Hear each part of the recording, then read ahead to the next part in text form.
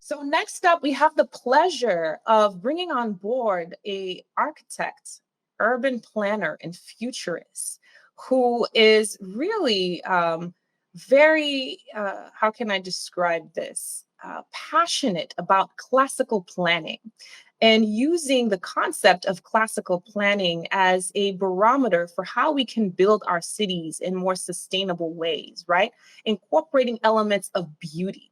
Now, one of the first things that when I learned about Dr. Buras, who is our next speaker, and the types of things that he talks about, the first thing that sort of struck my mind when I was learning about him was the topic of beauty and how beauty can kill germs, right? That was the title or the subtitle of one of the articles that he wrote. And it really sort of created a sort of what is this about? How beauty can kill germs. You don't often hear the topic of beauty and germs in the same sentence. So that sort of opened my eyes to want to learn more about what is Dr. Buras really talking about.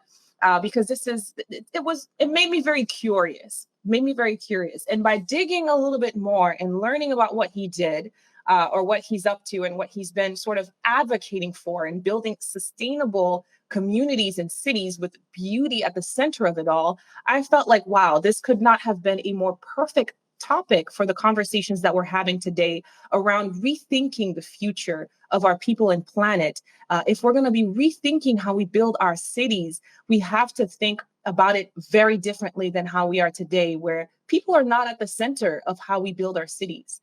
Honestly, if we see how many cars are on the road and traffic jams and the way that we have clusters of homes in some places like Haiti, we don't have necessarily beauty at the center, but it could create an entirely new world for us of experiences if we were to build our cities that way. So I want to introduce Dr. Nir. Greetings, Dr. Nir. Can you hear Hello, how are you? Very It's so good. nice to see you, and congratulations on this really amazing effort that you're putting together. I don't think I've ever witnessed or participated in something like this, and thank you so much for having me on. Thank you, Dr. Buras. It's such a pleasure to have you. Now, I want to read a little bit about your background before you jump in so that people know what you've accomplished so far. So you're a veteran architect and planner, and you focused on strategic planning, architecture, and transportation design, which is very interesting. And I hope that you'll touch on that in your talk, as well as teaching and lecturing in architecture and planning. Your professional experience includes work at Grand Central Terminal in New York and Dallas Fort Worth International Airport. You've also done work with the Washington, D.C. Metro, and you work on buildings of the U.S. Capitol Complex, which is a huge accomplishment. Wow. That's incredible. And it feels like with all of these things that you've been able to do throughout your career, you have amassed an incredible amount of wisdom in how things should be built, how things can be built. And it's an absolute pleasure to have you with us today in sharing some of that knowledge and how we can build a better and more sustainable Haiti for the future. So thank you, Dr. Nir. Thank you. Thank you very much. You make me sound like I'm sure a lot more than I really am. I like to go in and look at things from the simple point of view, which I think if we're doing cities, if we try to make them, they are complex. If we come up with complex solutions, they're going to fail. So whatever we come up with has got to be very simple for it to work. And the fact is that until 100 years ago, we were practicing classic planning. Here's the book cover, so you can have a look at it. That was just published recently by Harvard. What this book is about is how we built cities before planning ruined them. That's pretty much what it did. So, Dr. Nir Buras, wait, let me get this straight. You're saying planning can ruin cities as well. I think you've seen that in the last 100 years. All that litany, all that list of things that you mentioned is exactly what's not working. Yeah, And really, what's not working is how we're thinking about people in the environment, because we think we need to provide for traffic. But if you design for traffic, you get more traffic. that's right. So we need to design for the human experience. Right now, we're trying to be cool and we're trying to be innovative. Neither of these have much to do with the urban experience. It's very nice to be cool and innovative in a nightclub or on a video or on a screen, but in the street, you want to be comfortable, you want to feel safe. And in order to do that, we actually have to design the street based on the human perceptual mechanisms. And those came from Africa many thousands of years ago. We all came from there and we're programmed to like certain things. And when we find them, we calm down. So classic planning reduces stress by 60%. Modern planning creates stress. And this is measurable. We have the neuroscience for that today. So essentially, of course, you cannot kill germs with beauty. But with beauty, you can help elevate the immune system because you're reducing stress. So let's take a look at what people have been doing with epidemics in the last, let's say, 5,000 years. How have we handled it before? Is this the first epidemic in the world? No. Is this the first epidemic in the 21st century? No. It has a few interesting characteristics, and we can get into that. And I will show you. Do you see this? Are you sharing your screen? I thought I was. Here you go. It's jumping around, is it not?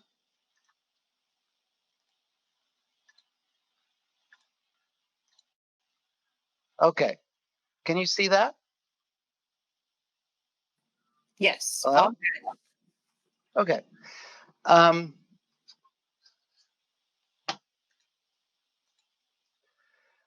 Going back 5,000 years ago to the Indus Valley, these are the very first cities that humans built. And guess what? They weren't little villages. They were cities for 20, 50, 80,000 people at a time. And they had sewers. This is the first sewer built. They were so conscious of public health and reducing the possibility for epidemiology. And of course, there was a great recognition of technology, and this comes in the bronzes that came with that culture, and also the special, unique contributions of men and women in everything that was going on. Several thousand years later, the Romans were building these aqueducts to bring pure water into cities from 50, 100 miles away. And the accuracy of this construction is unparalleled. To this day, we don't build as well as they built. And guess why Roman stuff has sustained? Because it was well built. Well, about 150 years ago in 1851, it's almost 200 years ago, isn't it?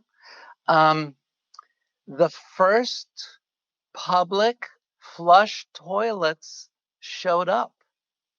And they were invented by a guy called John Crapper. So that's where the name comes from. And they were put in the 1851 exposition in London, which had this fantastic glass building that was considered and is considered to this day the forerunner of everything modern. 800,000 people paid a penny each to use this flush toilet. It was a real innovation, but you know how important these very simple kind of technologies are when it comes to dealing with public health. Now we are looking at times when it seems like we're encroaching into natural habitat. On the one hand, so the bats are carrying viruses as they are, and all the epidemics of the 21st century have been bat carried for the most part. And we use electron microscopes to figure out what they look like. There's a picture from an electron microscope. And one of the big things that has come out is distancing, at least in this epidemic.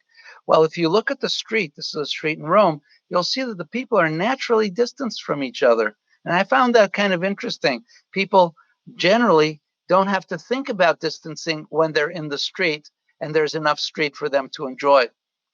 When we talk about tall buildings and density and low rise, it actually turns out that these three types of structures all have the same density. The high rise, however, has choke points, and we also know requires um, air conditioning and other methods. So it gets very complicated to give people good air inside these buildings. On the other hand, if it's too tight, then we might have some conflicts in terms of distancing. In between densities are the way to go, and a lot of classic plans are based on that. Also, this is Eleanor Roosevelt's sleeping porch in her country house, and this is the governor of Florida's Florida room. These are indoor outdoor spaces, and we're not talking about living with nature. We're either wanting to put ourselves in a box and be supposedly safe from a pathogen or whatever else we're looking at. But we're not talking about living in indoor and outdoor rooms that are healthful. But people have been doing it. We have been doing it for hundreds and thousands of years as the most natural thing. And it is really something that it so relieves stress. It so uplifts the soul, so to speak, that it actually helps with the robustness of your immune system. On the other hand, we have natural materials, and it turns out that they have antiseptic qualities.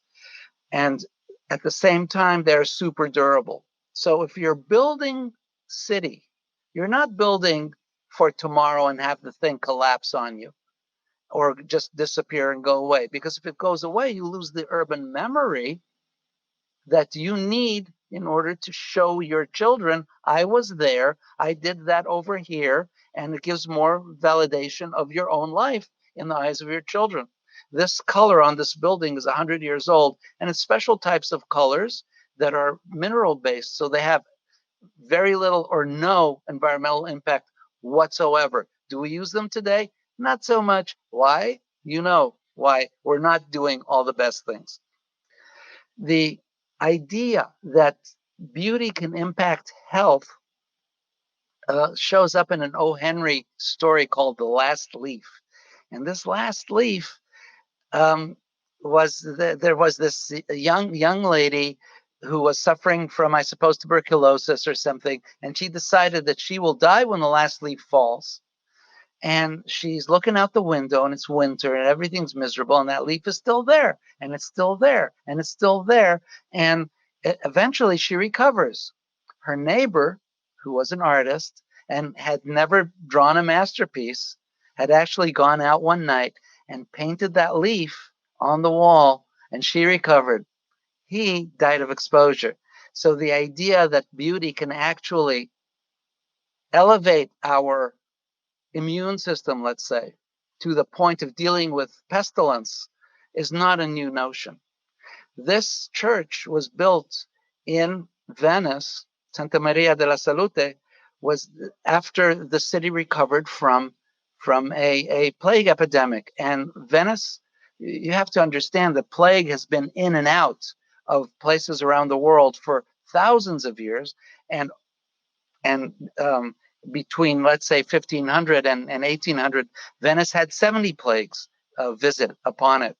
At the same time, you have all this beautiful stuff going on and people living a life and so on and so forth. So we get an idea of how we overcome through good thinking this idea of a plague which is going to leave. This is also from that same kind of plague, a mass burial that was found in France. So it's very real. The life and death thing is very, very real. And people have approached it in beautiful art in many, many ways to remind us the sanctity of life and the robustness of our best spirits, what Lincoln called the angels of our best something.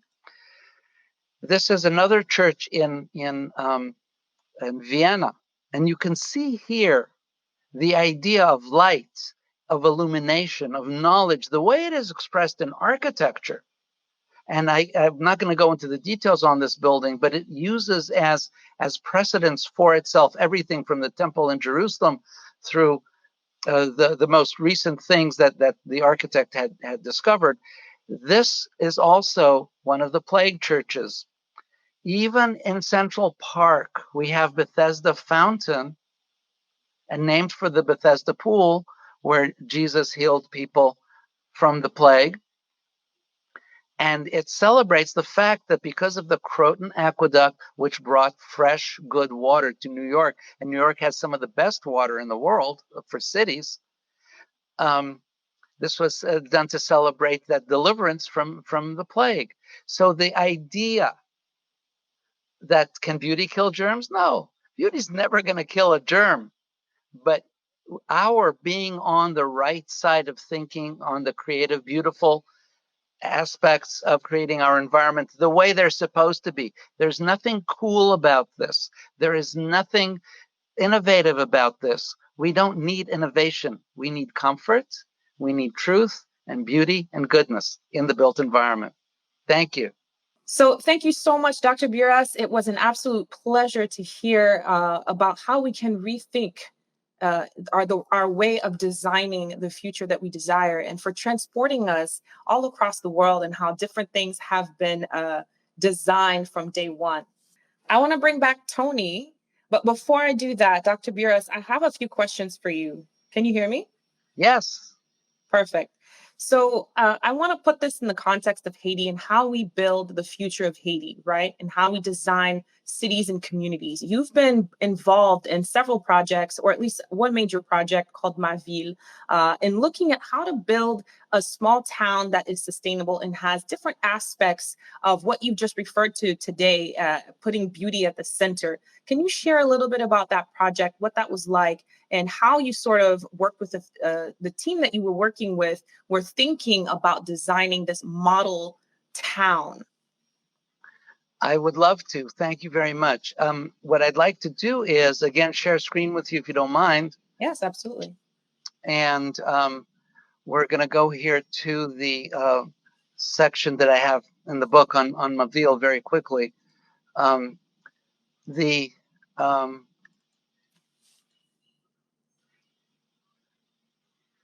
yeah, the idea that classic planning is something that is only for a certain period of time or only certain types of people in certain places is simply wrong. This is simply something that has always worked for everybody, and that's the primary reason that we want to consider it. So what I'm showing you here is actually the Mavil project that we did um, in near the Dominican border on the east side of the country, and it was an agricultural-based community. If I take a look at the entire community, see if we can do this. Take a look at the entire community. What we see is that it had different agricultural areas for different things. It had a little bit of wind and solar collection. And here we had we laid out a town for anywhere from 500 to 2,000 families, quite a dense environment. However, when you start laying it out, you can see that it's all organized according to rules that came, if you will, with the first settlers in the area, including the Spanish. They had something called the laws of the Indies, and that we used those ideas. I can tell about that later on. But this was a market town, a regional market town. So we put out here a large market structure based on the iron market in Port-au-Prince, and um, we were thinking of having these self-built structures that would use the beautiful coloring that you see in traditional Haitian houses. And I want to suggest that although this is not educated and it's not sophisticated, it actually is very sophisticated because it is amplifying the actual architecture of the house. And it's articulating it in both a personal way. And you can also see here the colors are really great colors. So we're looking here at embedded knowledge and embedded good artistic taste that we could use here in every single house. So it's really an idea that the residents would self-build the community, self-build their houses, articulate their houses the way they wanted to, and they were all arranged around the idea of the laku with the market, the marché, the central square with a couple of churches, a civics building, and of course, plenty of soccer fields. One was a private soccer field in the town, and the other one was on the outskirts in a reserve so that they could play with additional people from other towns without them having to walk through their own domain, so to speak. Anyways, so you see here, we did this with a lot of love for the people, and hopefully one of these days something like that might get built. Absolutely, absolutely. And I think what's powerful about this particular project is how holistic it is in incorporating different important parts of a community, right? You have the town center, you have the school, you have the hospital, you have the church, you have the soccer field, like all of these elements that really make for a holistic community, with beauty at the forefront, building for people to really feel comfortable and feel good about where they live and feel proud about where they live. Very, very powerful. Thank you very much. And Thank we you. also tried to build community. In other words, to help grow the leadership, help grow the ownership, help grow the financial model of the community, starting as a co-op and so on and so forth. So I worked on this plan with some people at DMS who were extremely supportive of the work, and I got much inspiration from them. So thanks to them, and thanks to you. And I'm happy to answer questions or whatever I can do to be of service. Thank you so much, Dr. Buras. This was really powerful. And we need this so much, right? As we look at how the torrential rains have impacted us today and yesterday in Haiti, and how it's made it very difficult for people to navigate across the city right now because it's completely flooded. But if we had better planning around our cities, maybe we would be in a little bit of a different situation. Thank you so much, Dr. Buras. Thank Such a you. pleasure to have Thanks you. for having me. Thank you.